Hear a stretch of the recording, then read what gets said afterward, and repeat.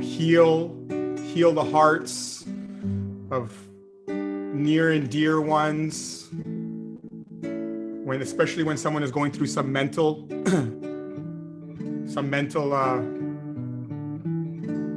distress, discomfort. What can we do for that person? Well, we can listen to them, we can be there for them, have compassion in our hearts. And in the Bhakti tradition, we sing for them. We just sing.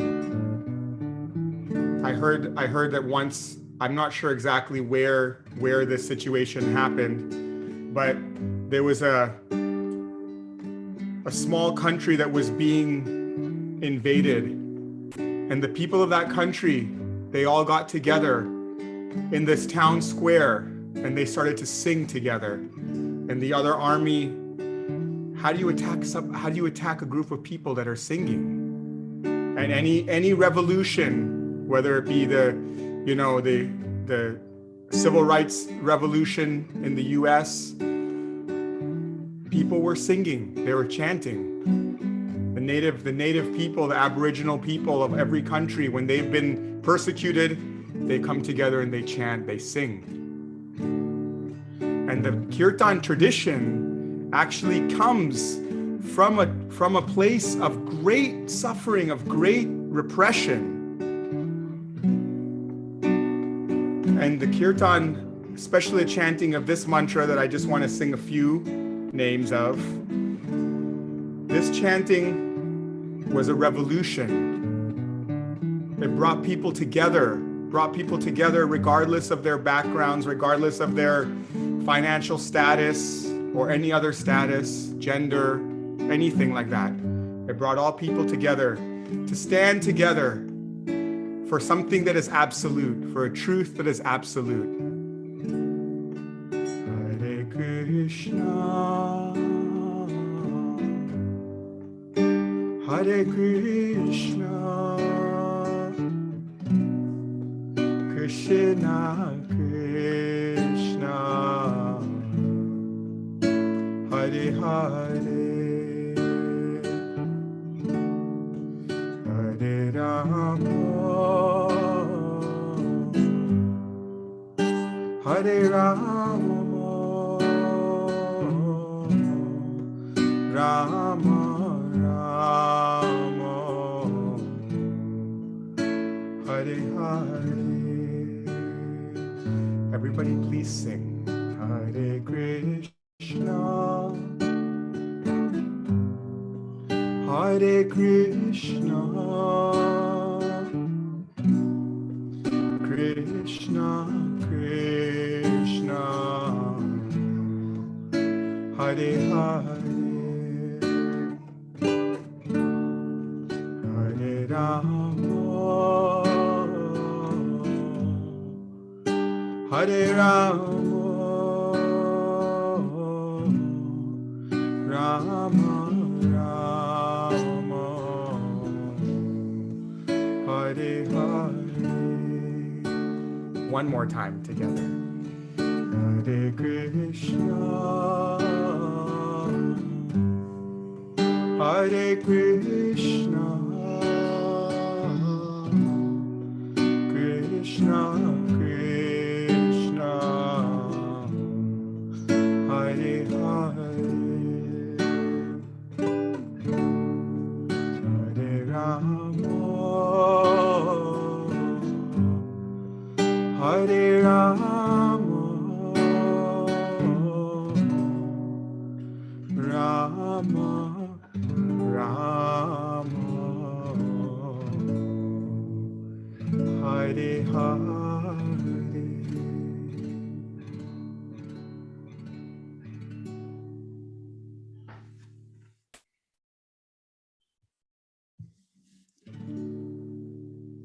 Om Sahana Vavatu, Sahana Bhunaktu, Sahaviryam Karavavahai,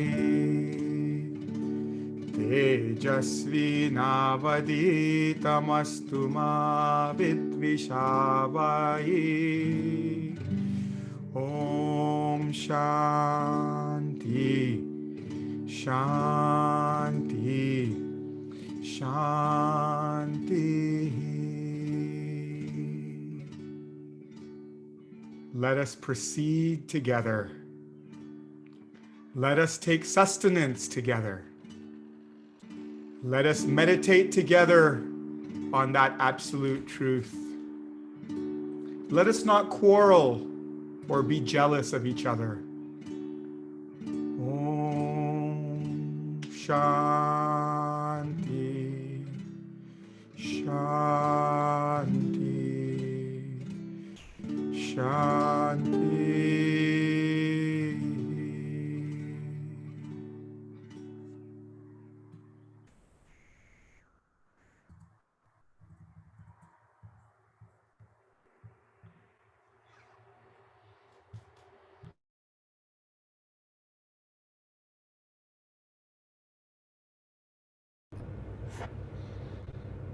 Hari Om. Hello, my friends. Hi, Vish. Hi, everyone. I wanted to say that I am very happy that we can come together in the spirit of, of kindness, interest, of understanding of how we keep that which is sacred and important to us, and that is knowing that we are in peace and that we are can live out potentially our life, and that we are not limited, or that we don't feel that. And when I say we, I mean really all humanity, all beings, more or less, all beings on this planet and beyond. That we come together in the spirit of being interested to understand how we can deal with challenge, how can we deal with the challenge that the outlook that the world is and can be a place of peace and integrity, and a place in which we have a mutual perspective on those matters, that we understand them in somewhat in an equal way, that this is possible. And I feel, that is one of the highlights in my life, that I can come and I can study with my friend Vish, who comes, he has a slightly different, let's say, karmic birth that I have. Maybe the information in his life that brought him to, see the world, look into the world and make his own conclusions somehow, and what the parameters for that were. And mine were somewhat different, but we can talk to each other, and we can mainly stay always focused and in the similarities that we find it's so beautiful. This kind of relationship that I feel is the basis of satsang, the kind of relationship in which we are utterly interested in to find commonalities, instead of pointing out what are the differences and where we are maybe not on the same page. Looking for an understanding where we are sharing the same possibilities maybe, and also where we are maybe bound in the, within the same or similar boundaries. How far could we travel with our, enthusiasm of thinking about what the world is all about? What does it really mean? Do we have to do that? No, not necessarily. We could do something else. We could claim that it's necessary, for instance, to, in case we are not on the same page, and in case we are not agreeing on a mutual perspective on things, we could not meet maybe in satsang, but we could meet on a battlefield. We could meet on a Kurukshetra in that sense. And it seems like it has been a human habit that instead of doing what we're doing, and I'm, it's easy for us. We have this kind of similar Svadharmic situation that we feel attracted to similar things. And I think this is something that all mankind actually shares, if we're honest, that if we look into what motivates us, that we feel that, well, it's not very different what motivates you and what motivates me, but we may be in different life situations. And beyond that,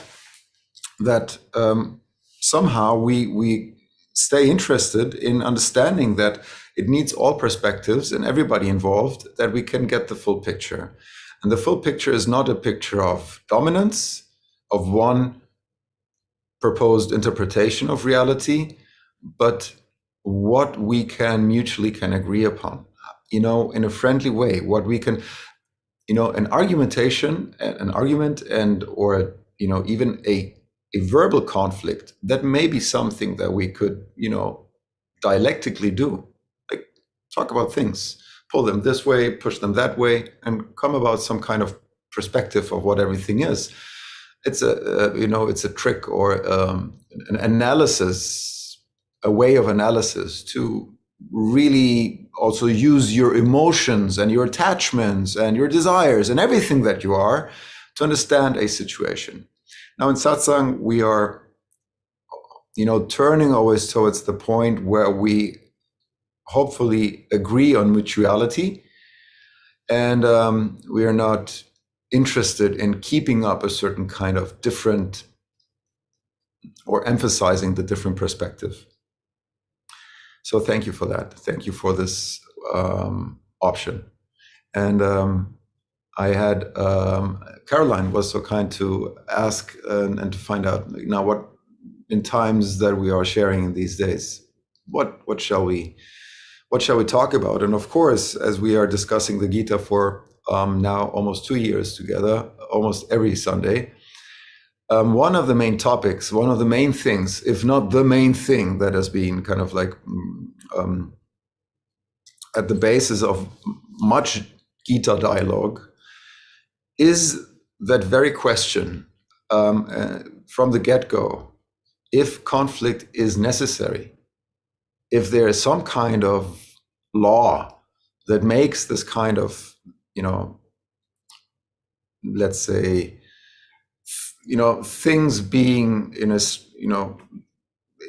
a conflict or in a let's say, in a way, turning and changing in such a rapid manner that it feels like force sometimes. Like, if that is necessary, if it's something that we as human beings need to go through.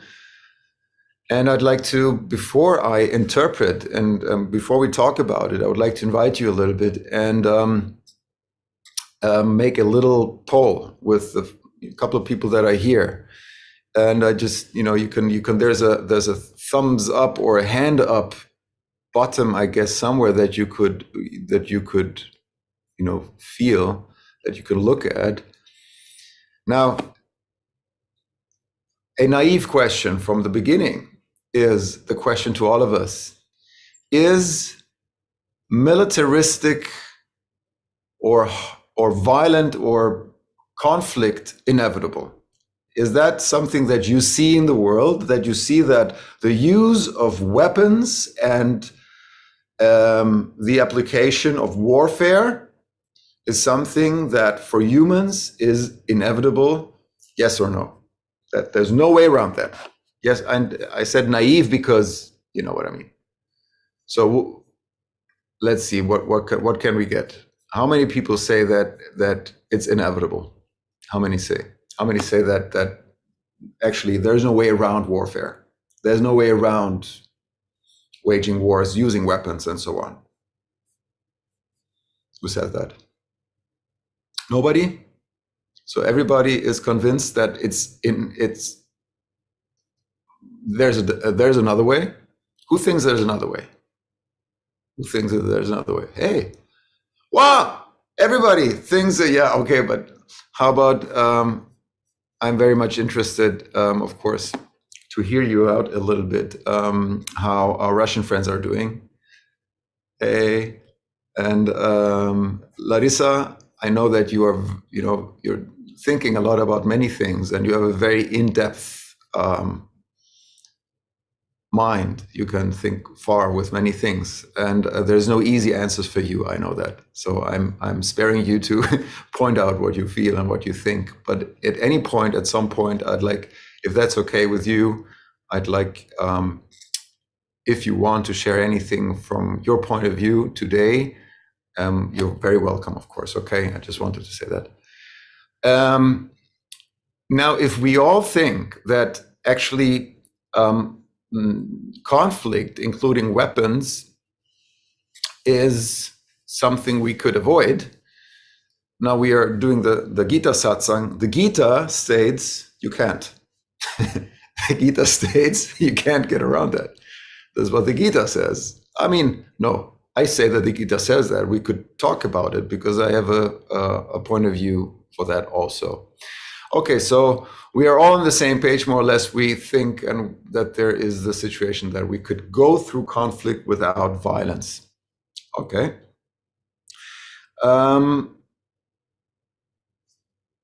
Okay, so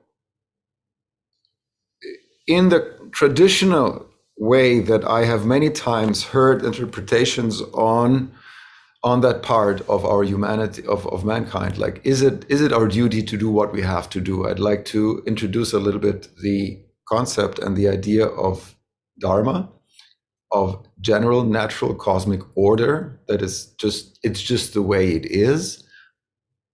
Something like this would also be part of Dharma, like I throw it up, it comes down. It's inevitable. It's like it's nature. It does it like this. And two prefixes to the term of Dharma, and that is Svadharma and Paradharma. And Sva, in the sense of you could have anything that is yours, that is Sva. You can have your mood, Svabhava, or you can have your natural order of things, the way that they are. That would be Svadharma. That has to do with the personality that you are equipped with in this life.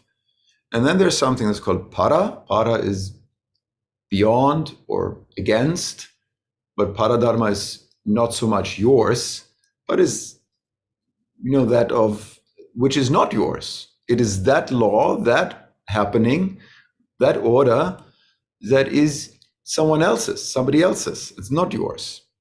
Okay.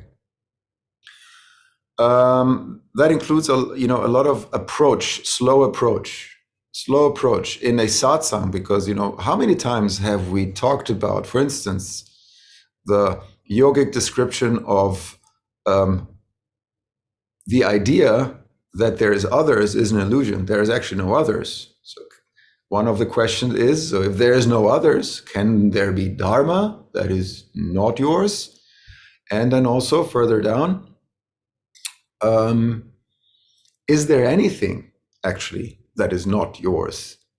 If you look into the world, and we many times have, and even in the Gita, there is a lot of teachings suggesting that, well, everything that you see and that you see out there comes through your lenses. Master Patanjali is teaching the same thing, and Plato, we talked about Plato 2 weeks ago. Plato is also teaching that everything is depending on your subject. So everything that you see in the world, you see it as yours, or you don't see it as yours, it comes from you.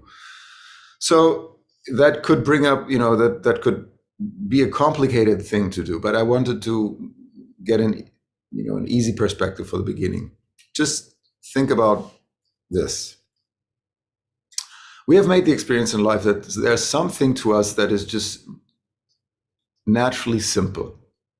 Like relationships, for instance, right? Some relationships, they're just naturally simple. They just work out just fine.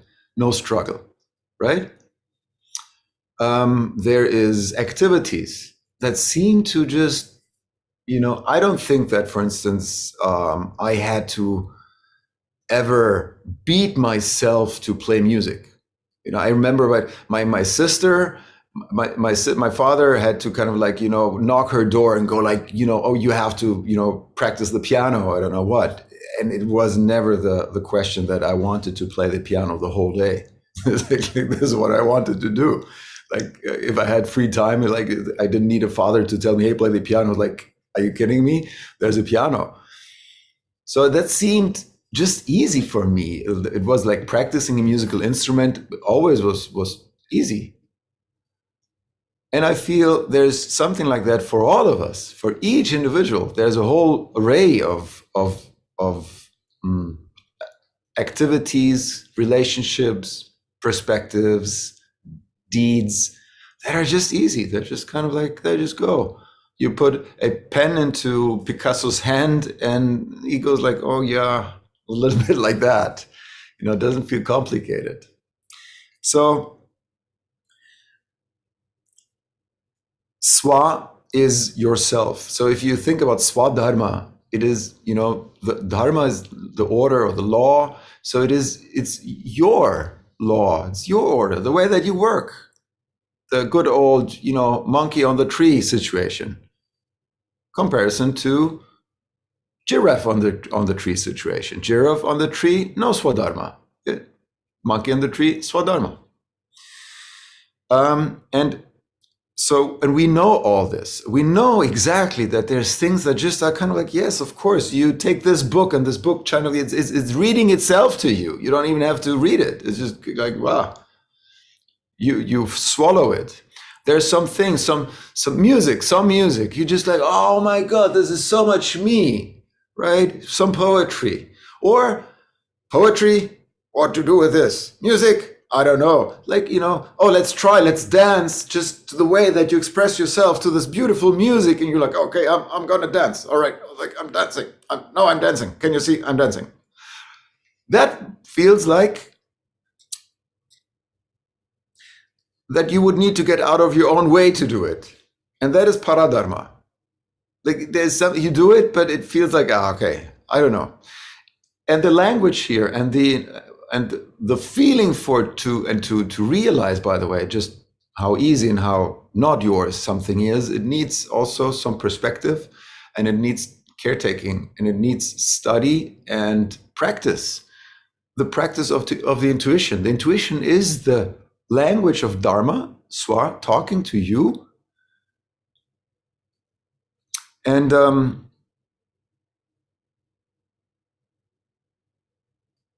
when we are hearing that intuitive, and when we follow this intuition, then there are things that are seemingly easy for us.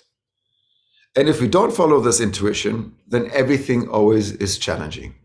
So this is a basis a little bit and a very gross division of what is yours in life and what is not so much yours in life. And you could say, but I'm the whole world. But yes, you are the whole world. Yet you wake up with New York punk rock. You go like, nah, I don't know if this is mine.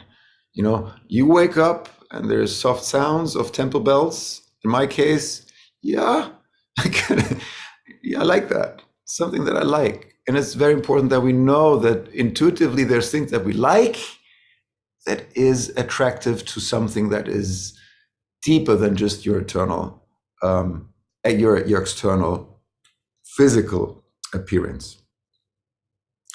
Now, the idea is a little bit, if you follow that way of natural flow of things, your Svadharma, you recognize that you're not standing in your own way. You recognize also that there's things that you need to overcome sometimes to be in your full energy. Then there's one saying that I picked up some years ago. You could do something krita kritada, or you could do something kritartha or artada. So that means the doing could be something that you just do because you do it. It's just something because you do it. It's like a job. Like, I don't like my job, but I'm going to do it. In Germany, 60% of the people in their job think that their job is pointless and not relevant and not important. And they're just doing it for the money, right? That would be krita kritada. But if you do something with all your heart, really, truly, then you do something krita artada. You do it with artha. You do it in the right way. Okay. This being said, in the Gita, there is this moment where, in the beginning, right? So you have Arjuna, and Arjuna has a moment of doubt, of despair, that the things that he's doing and that he's about to do, there's something that doesn't allow that to be fluent anymore, meaning doubtless, clearly no question about anything, right? And that's something that we also know. We also know it in a certain way, that if we are applying, whatever has no doubt in life, right, then we are in peace. It's harmonious. We just do what we do. There's no doubt. For some people who have a certain kind of Svadharma, with cooking, great. Maybe they don't have a Svadharma with cooking, then, should I put this much in there? Should I put that much in there? I don't know if that ever will be good. If I put this, will it taste good? I don't really know if it will taste good, and so on. So the cooking process will become like a whole thing of like, oh my God, you don't know what I went through when I did this thing.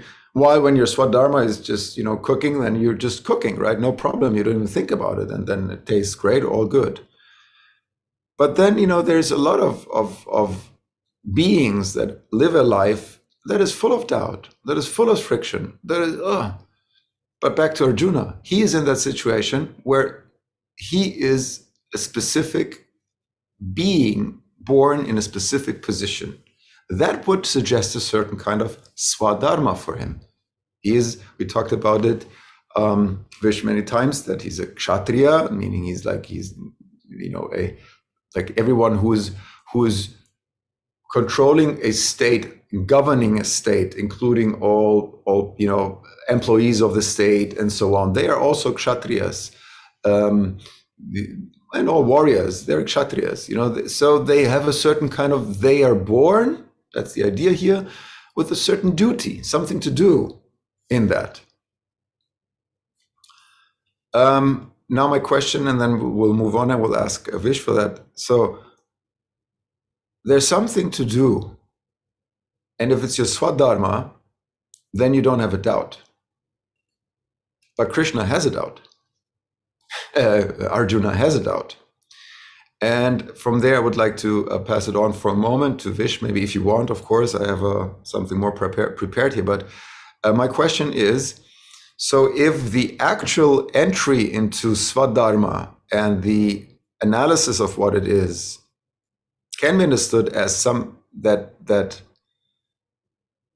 usually it's not equipped with doubt. That's a sure sign, right?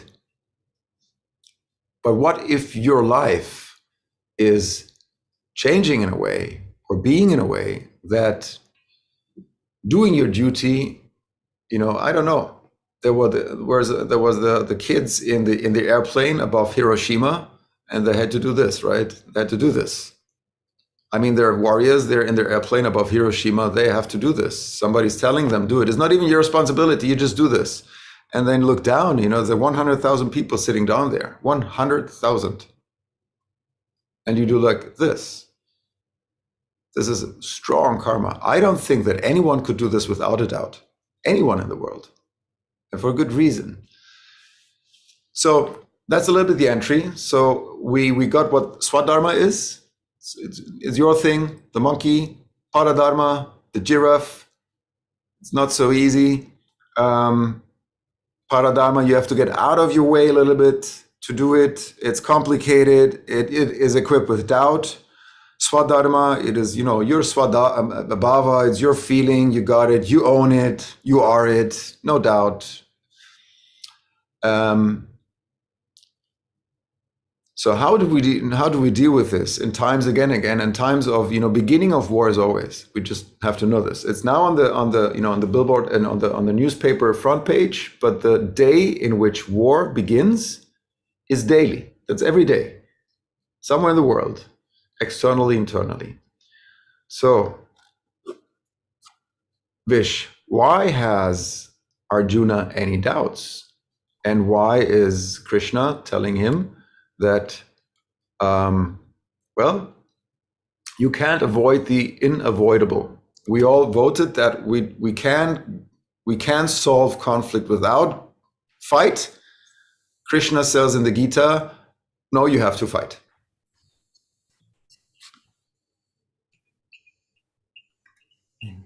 Firstly, thank you everyone for being together in this satsang. I know that I need this right now. I need all of your association.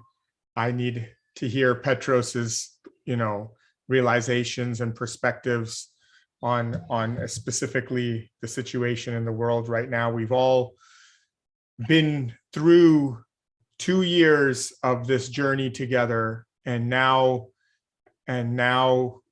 more than ever, there is I feel like a united front through humanity, and at the same time, the forces, I could say demoniac forces, are trying even harder now to push against that unity, to push against that coming together, that push against the peace that we may have that we know is possible.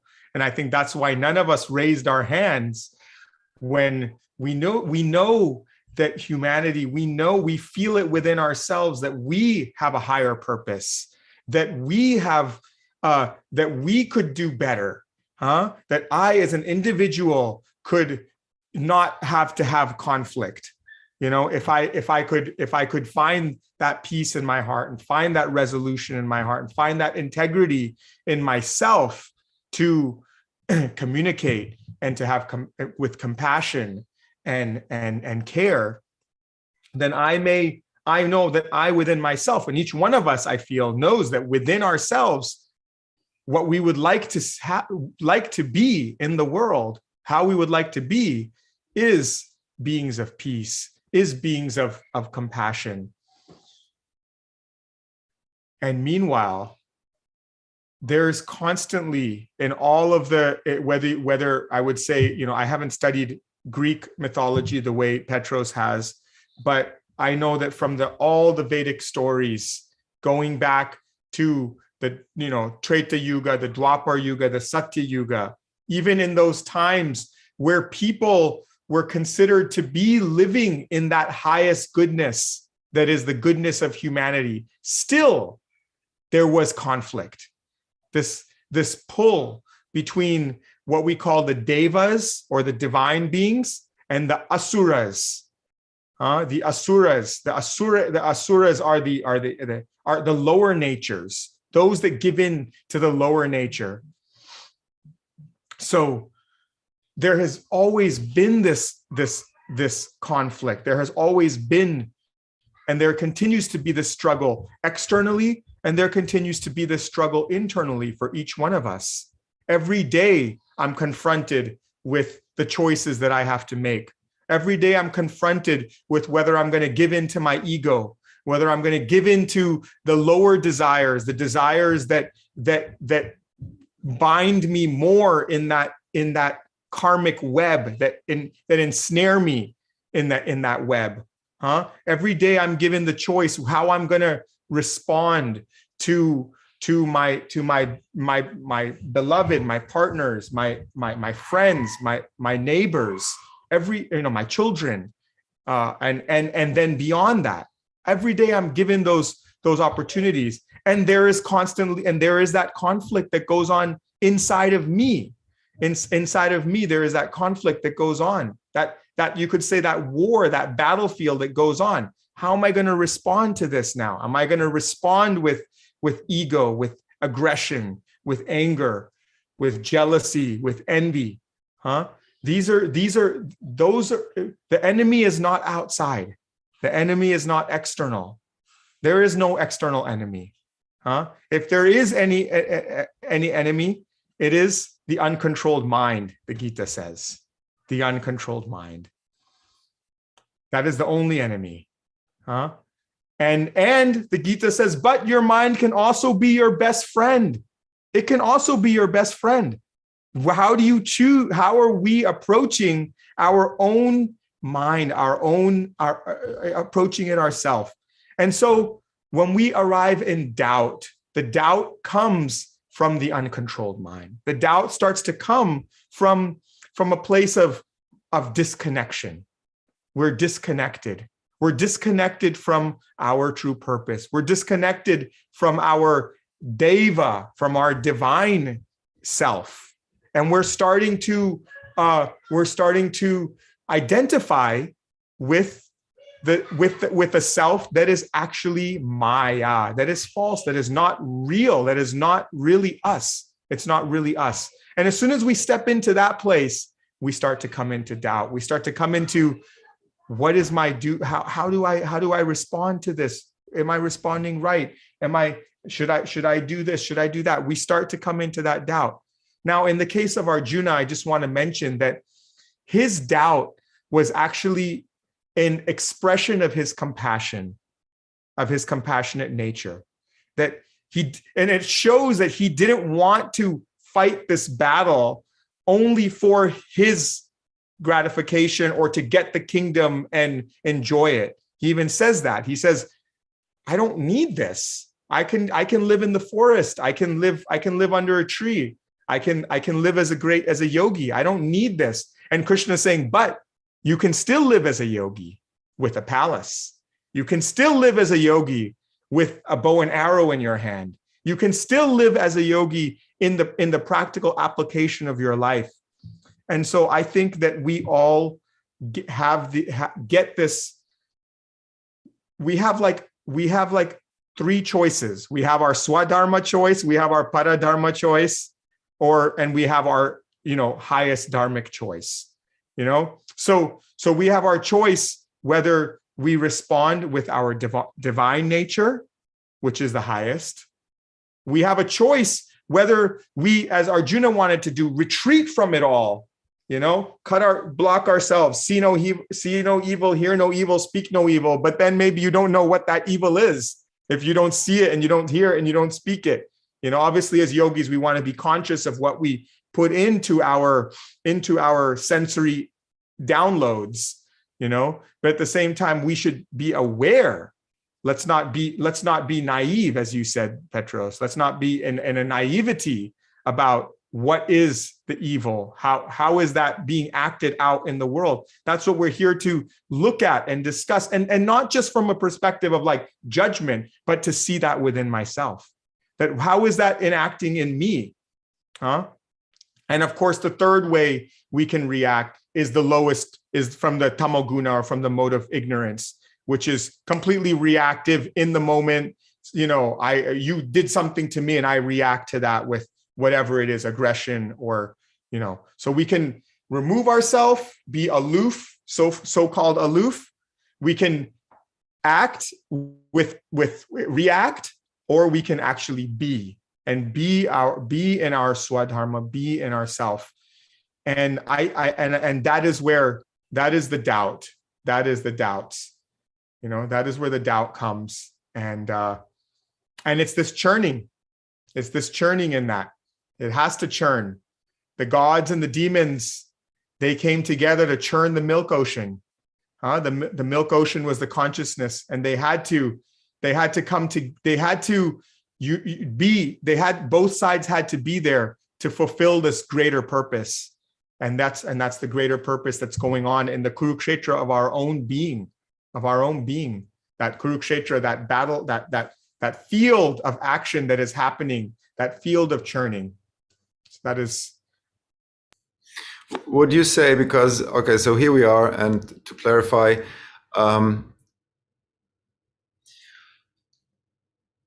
right now there's many voices that I hear, and I'm sure that you hear the same voices in the world, weren't, at least in Germany, we have of course a different story of being the center of Europe, and we have quite a story of waging wars and being in the center of it. And for the first time, one of the great things growing up in Germany was that I felt that this place is free of nationalism.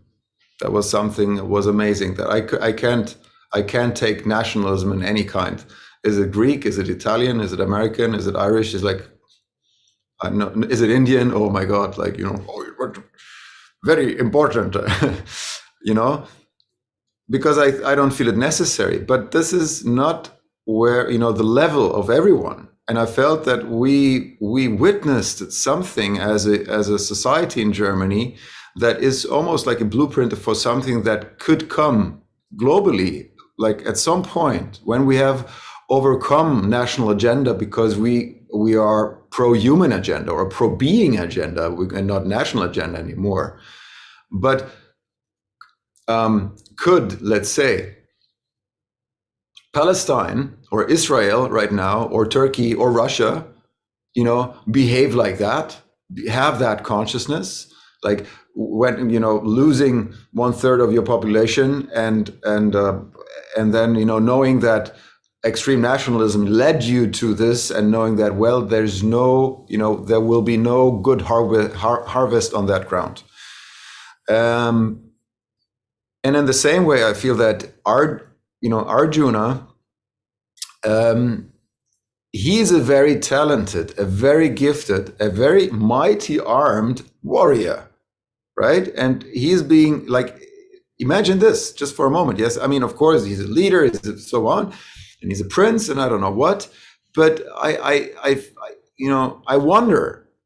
You're there's a situation, and then you are on the battlefield, and there's a warrior, and he's wearing his his armor already, and he's like there with bow and arrow, or with a gun, or in the tank. And then you have a discussion on yoga and on karma and on dharma, and you go through 18 chapters, right? Like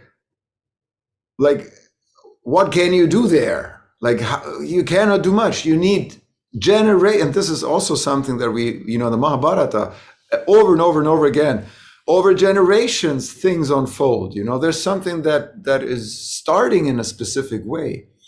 We needed generations of nationalism to have 2 generations that are not nationalistic. Now we have one, that the next generation is running around and feeling like, that's a normal thing to kind of represent your nation.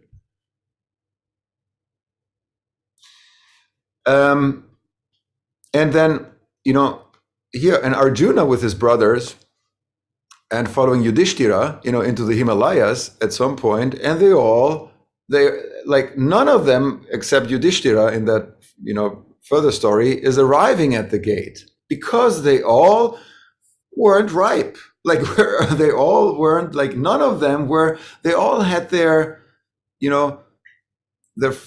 they were fallible to some extent. And for Arjuna, he doesn't arrive because he is, a slayer of other beings. He wanted victory. He wanted to be the hero. This was the reason said in the Mahabharata why he couldn't continue his journey to the highest gate, to the highest lokas, because he was so keen on being victorious, for instance, right?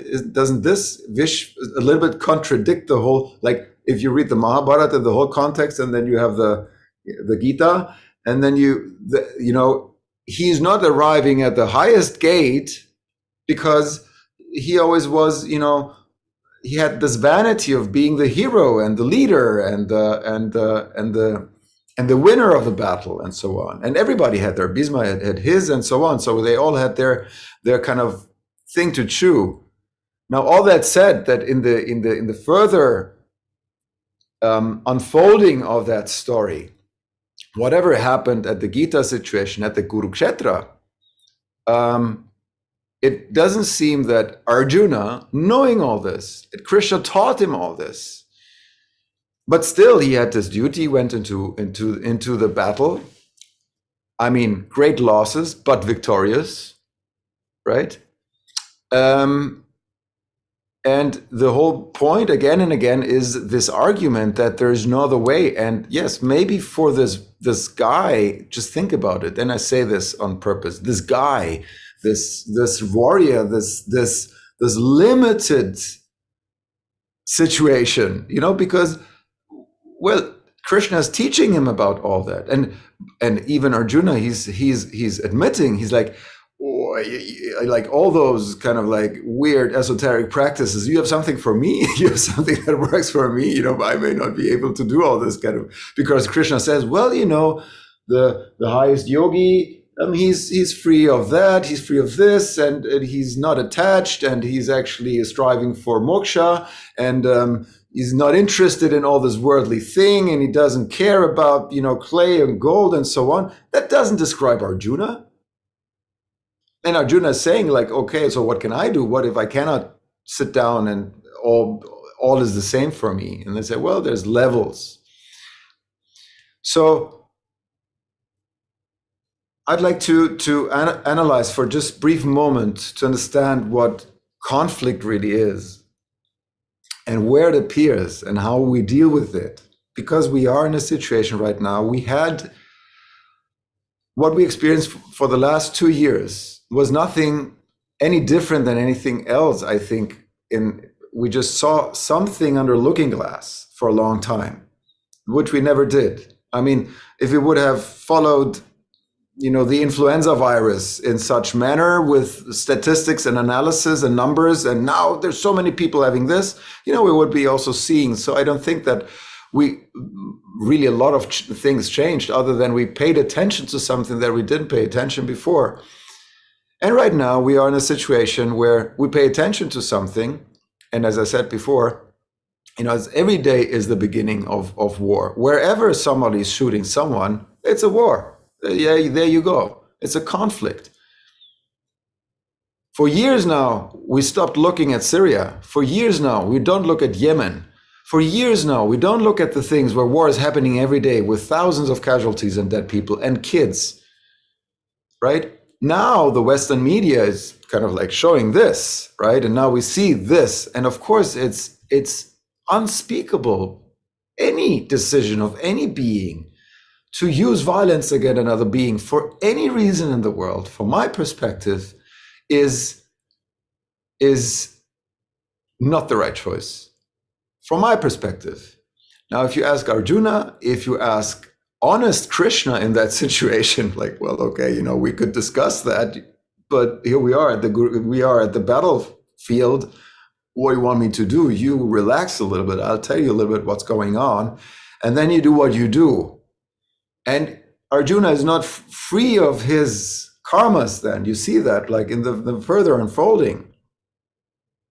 So let's go back to the conflict. So conflict is always some kind of transgression of boundaries, right? There's, in a natural way, there's a conflict if this is the sea level, there's the sea level, and this is the soil, the earth, and then there's a flood, right? This is the water coming up. This is a conflict. This is something that there was a boundary before, the boundary is not existing, and now there is something that is life, it's change. There is something that is not happening, moving in the same natural way. It moved out of its way a little bit. So there is a moment of high intensity of energetic exchange on that level. So that's a conflict. Boundaries. There's a fly, it doesn't bother me. Like the fly on my body doesn't bother me. The fly on my body biting me may be going beyond the boundaries. I go like this. I don't even think about it. Now, and in this way, the beginning of the Gita is presenting conflict as something natural, inevitable, something that is just happening in the world. Wherever you will have human beings who are the world, Earth, and you will put them together. If there's boundaries and some kind of transgression of those boundaries, then there's conflict.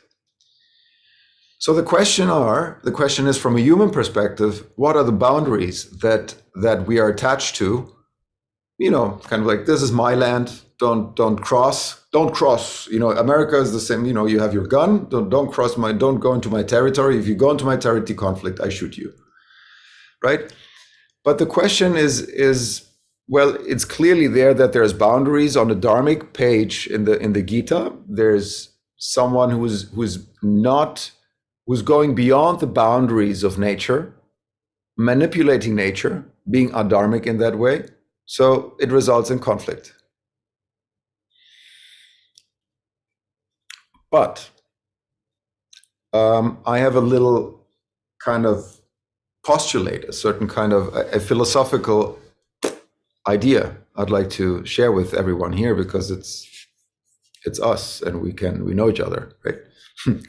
I mean, it's us humans, we know each other. That's what I mean. Can you imagine that we are studying the Gita every lifetime, every lifetime, every lifetime, every lifetime, again and again and again, declaring to each other that human conflict, according to the boundaries that we set culturally, is inevitable, until we close the book and we decide that that's not the case. Meaning, is the Gita teaching us what the boundaries are, or is the Gita teaching us to overcome our own boundaries? And I'd like to put this out. I'd like to I'm not so much bound by maybe the artha or the way of how to talk about the Gita. Like, in India, if I would be invited, for instance, to talk about the Gita, there's a specific way. There's a lot of decency. It's very noble. It's very, very elevated, very important, very honest. And there's some philosophers and also some teachers in India who would declare that they don't agree with the teaching and the second chapter of the Gita, and they say there's no way that we should ever pick up a weapon and go to war. Or, as Gandhi said, we have to find our Svadharmic ways to do that. We have to find our dharmic ways to do that, and that means we're never gonna beat someone, but we're going to do what we have to do to participate in a peaceful, or at least a possibility that peace can evolve, because we are not participating in conflict, because we let go of certain kind of attitude that needs certain boundaries in place. Because once we started like this, where is the end? Anybody will argue that they're on the dharmic side. The NATO will say that they're on the dharmic side. They're only doing their good. Mr. Biden will say that they're, we're only doing this because of, it's for humanity. Putin says it's for humanity. It's for us. We need to kind of like save them. Everybody has, the right on their side. And if you look into history, it's just the book that it was written from those who had the bigger stick, beating other people, saying like, oh, I was right. And we need to remember the most the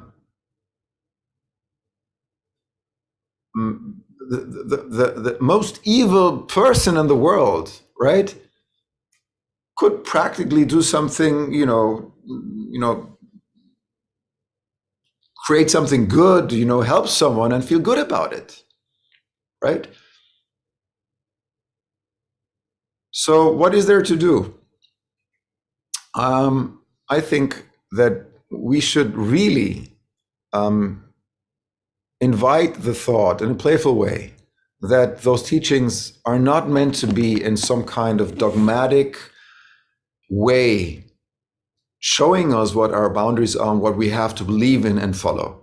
Follow the Gita, like follow the 10 commandments, follow this. But it's higher than this. The information must be higher than this. I can't even imagine that studying the Testament or the Gita or things like that, there's all the dimensions. Like you can go from a very, treat your neighbor the same way that you would like to be treated. Come on, like very simple stuff. But it's infinite. The depth of those teachings are so deep and so beyond physicality also, and so beyond the limitations and boundaries of the physical being. They're beyond the physical being. They're soul teachings. And on that level, I really think that the teachings of the second chapter showing that there is no other way than using violence or participating in because it's the way of nature, that we will teach and discuss this with each other over generations and generations until we decide that that's not the case, until we actually feel self-empowered, eventually, finally, that we ourselves, no Gita, no teaching, no book, no teacher, no anybody can tell you what the right thing is to do. But you yourself, me, myself, I have to decide that. And I have to strongly, and I'm talking for myself and for nobody else, and I invite you to, do this for yourself also. Churn my Asura, Deva internal to come up with a decision that is not doubt, to come up with this which is clearly recognized as Dharma. I'm sure that my churning Deva and Asura situation internally may bring up different, halas, different poisons for me than if somebody else does it. I'm sure that Arjuna's hala is something else than my hala. Yes, there are similarities. There is swa of all of us, but there's also para of all of us. There's something that is beyond that. So one of the insights of my last week's meditations on the topic really was that I feel that the whole teaching is there for us to overcome it. The whole teaching is there to discuss it and to point out how important it is that a warrior needs to do the duty to go to war and so on, that there's no other way, until we understand that there is another way. And until we understand that the reference for that other way cannot be written in a book, because it must come from you.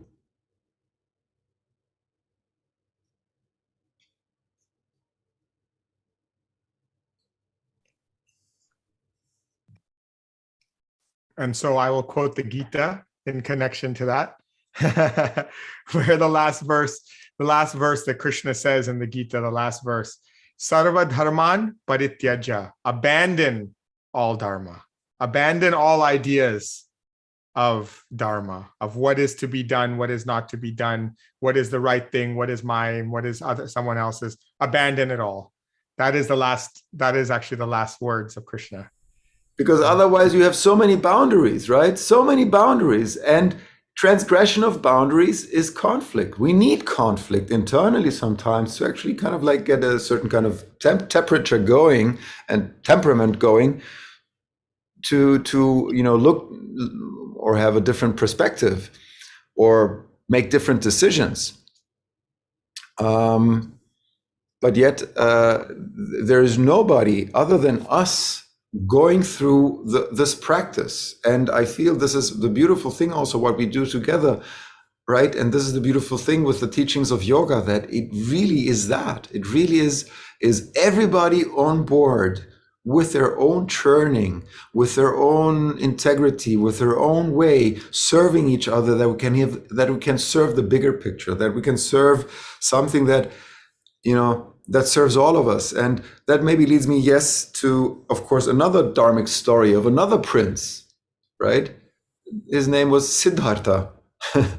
And his Svadharma, Siddhartha, the Buddha, he was in his castle, in his schloss. In the palace, thank you, in his palace. And his Svadharma, of course, was to be a prince. And a prince has a life. Now he had no friction with whatsoever. But then he saw three things, right? Reality. And that was that he saw disease, he saw someone growing old, being old, dying, and I don't remember, poverty maybe, I don't remember. Yeah, poverty, right? And he felt like, oh, wow, this is truth. This is reality for everybody else. I'm living in my castle. Now he could choose his Svadharma, right? Being in his castle, but he didn't. He chose that he went beyond this castle. And let's think about this castle also is his boundary. This castle is his dharmic situation. And he goes beyond that, and that creates conflict.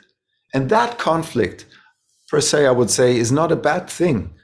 to expose yourself to that which binds you to certain states of evaluation, which binds you to a certain level of moral perspective, or the boundaries that we have to even dare specific thoughts. Sometimes we don't even have a second thought about things because we don't dare. We're not daring to go beyond that which is the boundaries of our own mind.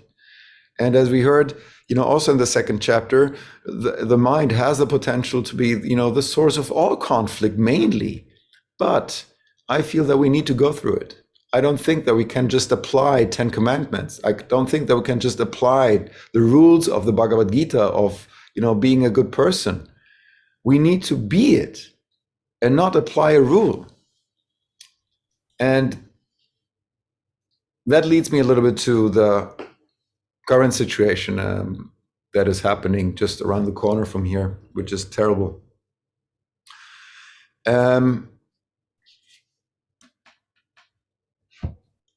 I think we need all voices, and in a strong way, to be very clear about that in our current times, we can't risk global conflicts of such scale. And we should very much be interested in every one of us in creating an atmosphere in which is self-explanatory and easy to choose kindness, to choose peace, to verbalize it, to say it, to announce to declare that no weapons in the world are needed anymore, that all women and children and some men also can stand up, get up, use their voice and share that there is no taking sides. There's just humanity. There's no taking sides. There is just humanity. And we need to be clear about that. The way, if you want, that the way of the weapon needs to be part of our past. That the way of the weapons in the world on planet Earth needs to be overcome. This will not happen now, but we need to plant the seeds for our children. If 10 people plant those seeds, something is happening. If 1,000 people are planting those seeds, also something is happening. If 1 billion people is planting those seeds, something is happening. But it is us here now. There was nothing else ever. On the first day of war, every day, declaring that we're not participating and we're not choosing sides. I know that feels, we want to be on the right side and we want to oppose that which apparently is on the wrong side. There is no right and wrong, but there's a lot of potential. And I think we can do it somehow. I think we can start it. Same way that we started talking about letting go of cruelty against animals because it's not needed. It takes time. Letting go of using weapons because it's not needed. It takes time, especially for humanity who is so used to use weapons as an identity and as a power mechanism.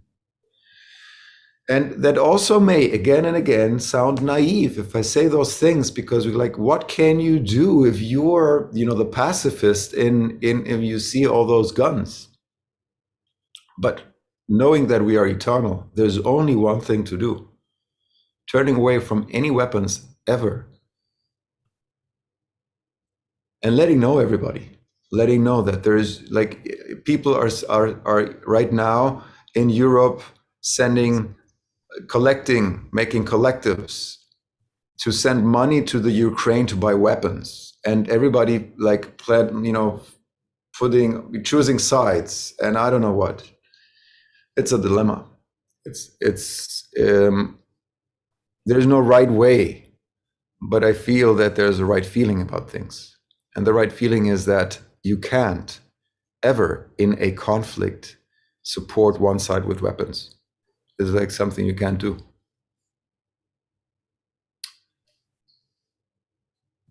And from a perspective of what we can do internally, is it important? Today I read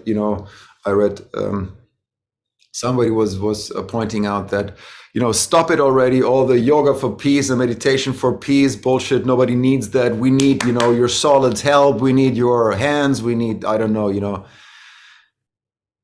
if we actually declare that our internal world is unimportant, that is not important how we feel about everything. That is it only matters what you externally can see, because that's the only thing that is relevant, because that's the only thing that makes a feeling. We're terribly wrong. We're terribly going in the wrong direction, because we need to remember that a certain action produces a vritti, a movement of the mind. The vritti will produce a samskara. A samskara will produce a certain kind of sankalpa, a certain attitude, a certain mood under which we will then take decisions again. When will we start with all that? When will we start to plant the seeds of no war and no conflict with weapons? No more 17, 18, 19-year-old kids with weapons feeling quite, now I have an identity. It's so easy. It's so persuasive. Now you fight for freedom. Here you have the gun and you feel that's so worth it. That gives us so much identity. Of course, you ask those kids then 20 years later, right, how traumatized they are and how the feeling of fighting for peace and freedom is an illusion.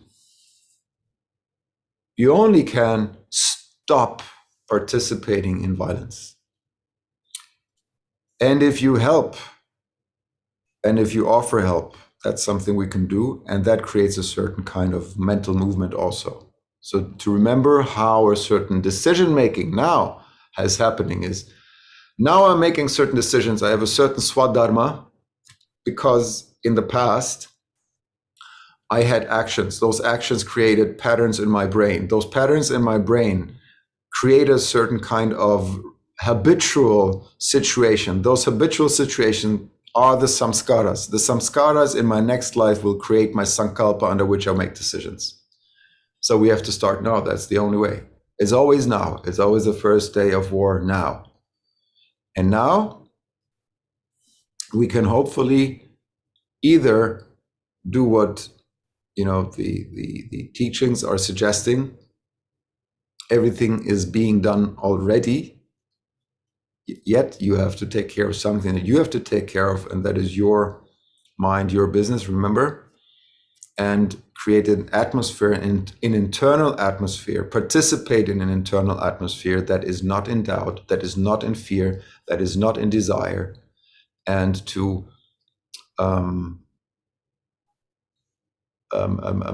offer yourself every day to such practices that create an atmosphere like that internally. And we heard before, like when Vish was singing, and also when we talk in our satsang, I feel that we are working on this kind of atmosphere. It's an atmosphere of integrity, and hopefully also one of joy. Because what will be the result of despair and doubt? What will be the result, for instance, also of the desire of peace, for peace? If we desire peace, that's also a tricky thing, right? Then in the absence of peace, we are in fear, right? So that also creates a certain kind of pattern. There's something we can do. Meditation is very good. Meditation in our times is very, very good and very necessary. The practice of yoga and yoga asana and a stable connection to earth is very important. The practices of ahimsa, asteya, and satya are utterly important in our times. To talk about those things as we do are utterly important in our times. To uplift each other and to choose, to participate in what we are doing rather than participating in something. And I'm not saying that we are per se as humanity or a group of people, that it makes us special or different, but this is what we can do in our times. We can come together, we can use mantra, we can use satsang. This is very, very powerful. And thus we can create a certain kind of direction in which our consciousness is moving. Because we are creating really the world and the patterns of the world every day. And if we accept that violence is necessary, then we accept that not violence will be necessary tomorrow. There's no other way. Many of you are teachers, many are parents, all of you are someone's child, all of you are someone's friend. This is, how do we, as maybe I haven't seen quite the yogi leaders in society maybe in our lifetime. Maybe some are starting to come. I don't know. But we can know that in the future there will be yogi leaders. Yogi leaders of society, yogi presidents and governors and leaders of society. And so what we do right now is we try to, we ourselves embody and try to empower those around us, to really embody these wonderful teachings and the highest goodness that is actually possible, that we see within everyone, even the worst person. We can see that there is that goodness in them. It just has not been cultivated, has not been developed, and it has not been allowed to shine, to light up the world. So, right now, the leadership is completely bewildered, is completely in illusion, is I, me, and mine, not even thinking about the country. There's one thing to at least think about the country and think about, oh, my country, and I'm going to protect but in so many ways, it's not even that anymore. It's become so selfish and so full of ego and greed. And I'm speaking on multiple levels, not connected to any specific one, but just throughout we're seeing that. And so us as yogis, as teachers, as leaders in our own small spheres, we will affect the future. And through the practices that we have, we want to allow that light to be shining more and more in the next generations, and be sure that there will be leaders in the future that will embody these the goodness that is within everyone. I have a prayer here that I would like all of us to chant line by line, if that's okay. We should do this. Just I conclude one question from my side is, sometimes when I'm discussing those things, I feel a little bit that, oh, come on, talking about world leaders, couldn't we say that they're all fine people? They're like, they do their best from their own perspective. I'm not saying that, Mr. Biden or Mr. Putin or, world leaders, this is what we say. I think for everybody from their perspective, I don't think that they feel that they're doing anything wrong. Hitler didn't think he was doing anything wrong. One also have to say that. So sometimes people are asking me, hey, Petros, why do you say that? That sounds so negative, that, all the governments and all the, but what you said in the beginning, yeah, you should see the things that are happening in the world somehow. And it's not that it's your lens, but if we go to the basis for the world that we have created and that we are sharing, and what the values are under which we are acting, and that are our motives. One little 2-minute story about realities. So I had to be in the Greek Navy for some time in my life, and it was inevitable. Well, back then I thought. Today I would say, if I just really try, maybe then I can avoid it. But it was inevitable. And we are living here in our little yoga cosmos bubble. Maybe you think that's that. but there's many bubbles in the world. So one thing that I understood there, I had to serve or do my duty as a translator for the admiral of the Greek fleet.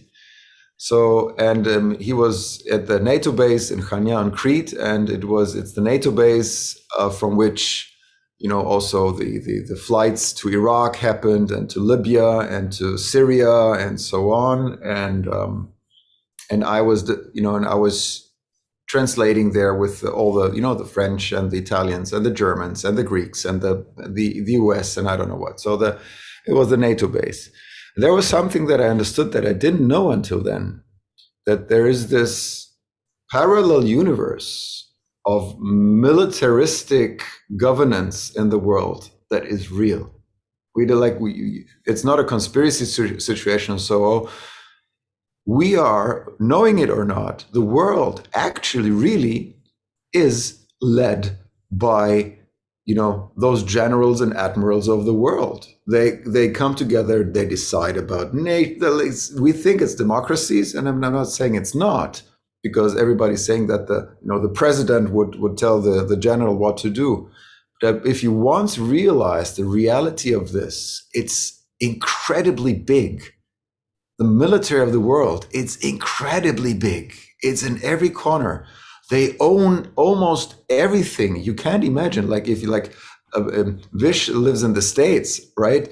Every second state has a giant military base. So many people work for the army or the navy and I don't know what. And it's big, big, big business. 1/3 of all money that is going around the world has to do with military. 1/3 of everything. That's a lot. So I'm just saying, we don't know. We think that the world is full of democracies and, there's the Green Party of Germany and we're deciding that we're doing that. Well, if you once were in the army, well, no, very much. Actually, I just read this. You know that in Wuhan, in our famous Wuhan in 2019, there was a military Olympics. I don't know if you know what the military Olympics are, but the military Olympics is this. So there's the military personnel of the whole world, they're doing their own Olympics. And they do crazy things like, tank races and, instead of shooting with arrows, they shoot with, they have, I don't know what. And in the Wuhan Olympics of military participated 30,000 people of 110 nations, no 120 nations. Can you imagine that? And what they do, they fly in their tanks to race with the tanks. That happened in China. This is a reality. I'm just saying, our democratic world is paying for something like that for real. And it's true. This is the reality.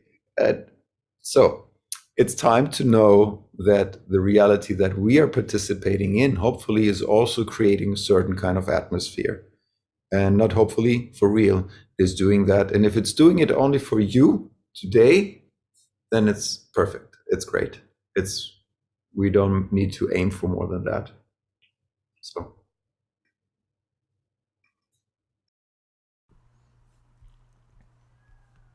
If it's okay, we can end with this prayer, to embody this in our own lives, to bring this into reality in the ripple effect of our consciousness and the universal consciousness. So we'll chant it line by line, word by word, so that you can also chant along to get this, to really embody this. Because it's one thing to listen, but it's another thing to affirm it through your own words. Let's take a deep breath together and chant Om. Om.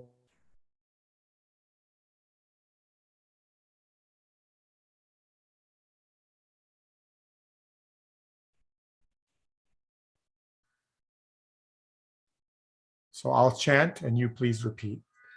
Dhyo Shanti. Dhyo Shanti.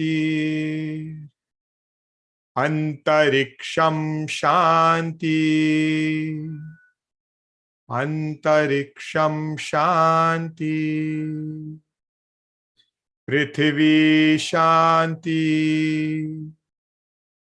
Prithvi Shanti, Apaha Shanti, Apaha Shanti, Oshadaya Shanti,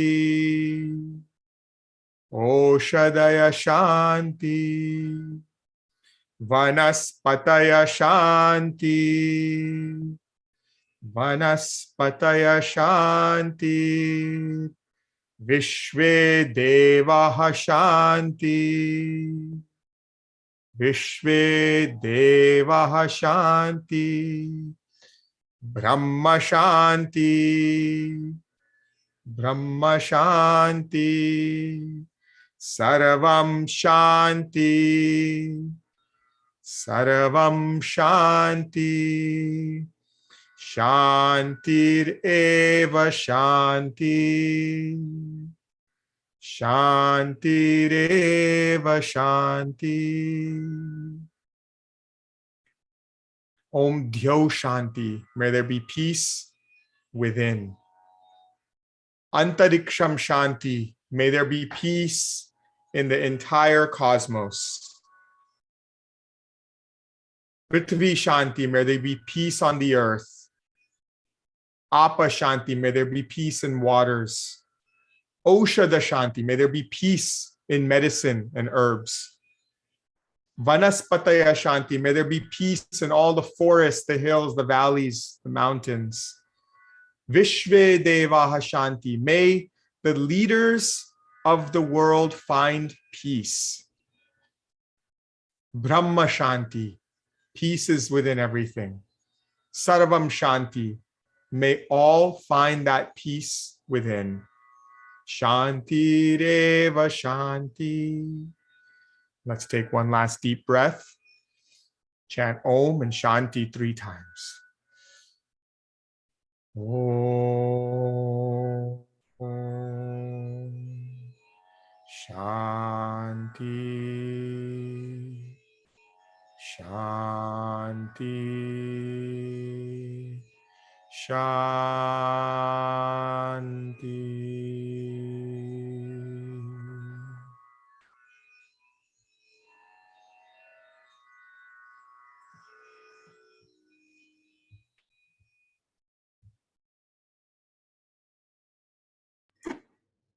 Shanti.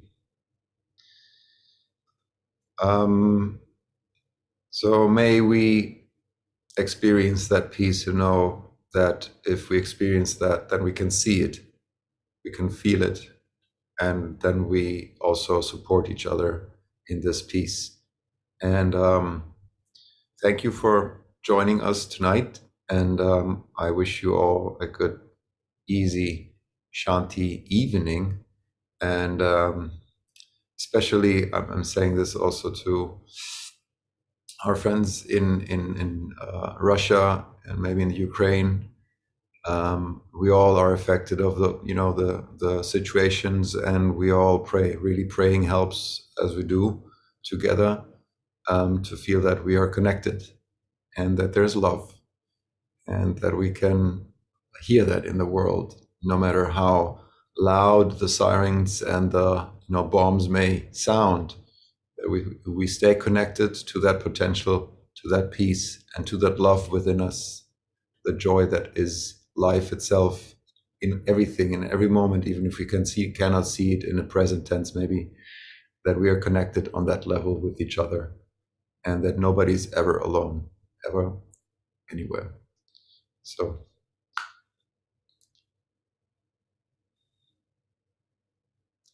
love you, and peace, peace, peace.